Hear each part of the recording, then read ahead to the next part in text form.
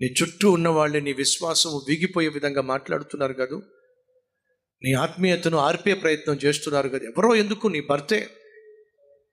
ఊరుకవే, దేవుడు అద్భుతం చేస్తాడని చెప్పండి. ఎప్పుడు చేస్తాడు ఊరుక. నోరు మూయించేస్తున్నాడు కదా. ఆ రోజు చాలామంది ఈ గుడ్డివాడి నోరు మూసే ప్రయత్నం చేశారు. రే ఊరుకోరా, ఆ ప్రభు నిన్నెప్పుడు కనికరించాలి, నీ కళ్ళు ఎప్పుడు తెరవాలి, ఊరుక. నోరు మూయించే ప్రయత్నం చేశారు.